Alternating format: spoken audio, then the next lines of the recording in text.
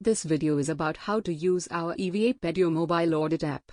Open Google Play Store and search and install EVA Audit app. Log in with user ID having sales role and your password. Note that user ID must have sales role. This screen will appear in front of you. Select this option on top right corner, shown by default for logged in sales user. To create a new audit, click on plus icon. In case you want to see already created audits, use filter. In case of new customer, click on new customer icon. In case of existing customer, select one from existing list. Similarly, to add new customer branch service location area, click on plus icon. Or you can select existing one from respective drop down and click on next button. For example, auditor is conducting audit at McDonald's manufacturing location. Here now you can write down your observations. For each observation, you can take the photo.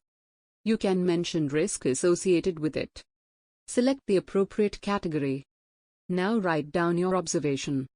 Then write down impact, action to the company, and recommendation for that observation. If this observation is satisfied, then you can click on close option. Then save your observation and start entering new observation. For example, auditor while checking find hole in building. So he can update the observation impact and other things into app like this. Once finished, you can click on proceed button to go back to audit screen. In case you need, you can add new observation again by clicking on plus icon and repeat the process.